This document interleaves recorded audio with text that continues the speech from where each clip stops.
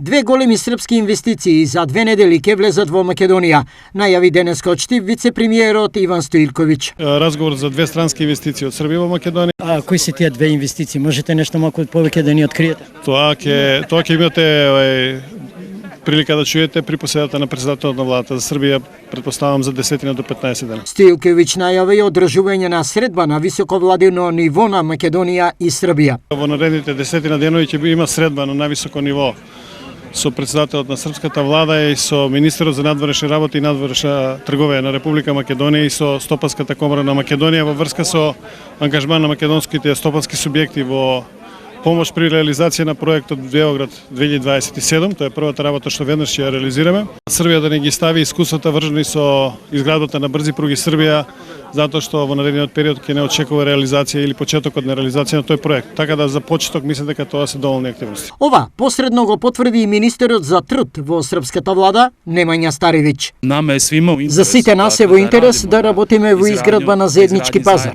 вклучувајќи го заедничкиот пазар на труд, за како би ги надминале овие предизвици од економска гледна точка, кои сите заедно се соочуваме со тоа.